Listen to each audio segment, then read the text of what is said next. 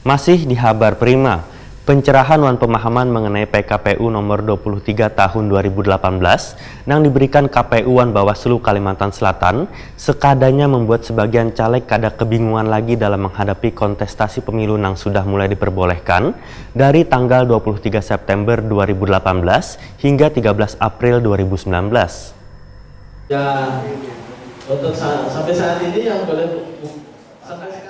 Pencerahan wan pemahaman mengenai PKPU nomor 23 tahun 2018 yang diberikan KPU wan Bawaslu Kalimantan Selatan sekadanya membuat sebagian caleg kada kebingungan lagi dalam menghadapi kontestasi pemilu yang sudah mulai diperbolehkan dari tanggal 23 September 2018 hingga 13 April 2019. Bahkan ketentuan pemasangan atribut wan ukuran jua bentuk sampai harganya pun telah disampaikan supaya kada mendapatkan sanksi. Demikian dipedahkan Sekretaris DPW P3 Kalimantan Selatan Asbullah Waitakoni Prima TV usai mendapatkan sosialisasi peraturan Komisi Pemilihan Umum bersama KPU wan Bawaslu Kalimantan Selatan di kantor DPW P3 Kalimantan Selatan di Jalan Ahmad Yani Pal 6 Banjarmasin jelang tengah hari Sabtu 13 Oktober 2018.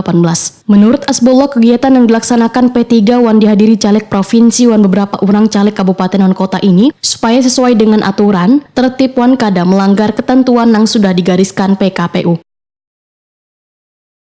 Sudah dijelaskan oleh komisioner ya, ketentuan dalam pemasangan atribut seperti apa, kemudian ukur-ukurannya juga berapa yang dibolehkan, bentuknya seperti apa, termasuk juga nominal harganya kan disampaikan tadi. Karena tentu ini menjadi bahan kami nanti di internal bagaimana itu aplikasinya di lapangan sehingga tidak melanggar.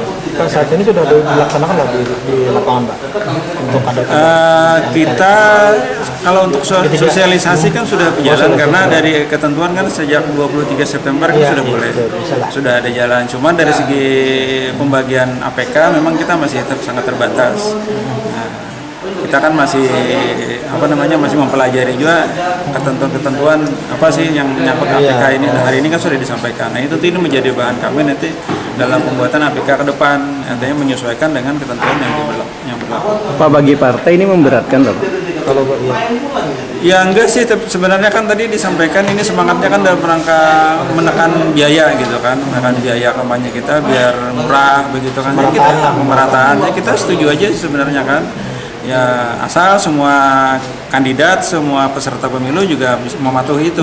Nah, oleh sebab itu mungkin nanti Bawaslu lah yang menjadi kuncinya bagaimana aturan itu bisa ditegakkan. Kalau ada yang melanggar, sanksinya apa? Ya.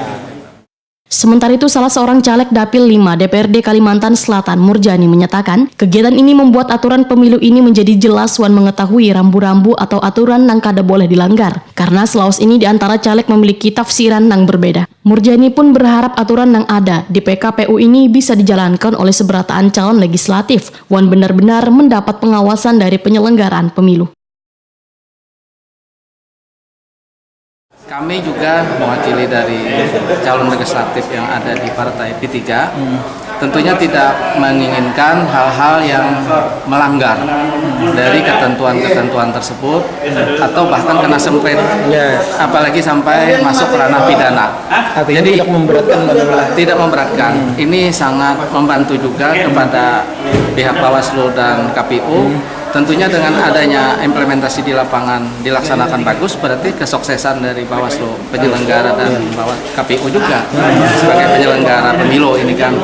Dan ini kita saling berkomunikasi kaitannya dengan hal-hal yang berkaitan dengan internal ataupun eksternal. Misalnya internal di partai ini sudah saling mengingatkan, apalagi ditambah dengan aturan-aturan yang sudah ditelaah dan dipelajari dan disampaikan langsung oleh pihak terkait. Kaitannya juga dengan eksternal, perizinan dengan pihak kepolisian dan sebagainya, ini sudah dipahami tentang penjadwalan kaitannya dengan masalah kampanye dan sebagainya, termasuk alat peraga. Jadi pada intinya kami memahami, menerima, sepaham, mudah-mudahan tidak ada pelanggaran-pelanggaran di Partai P3 ini.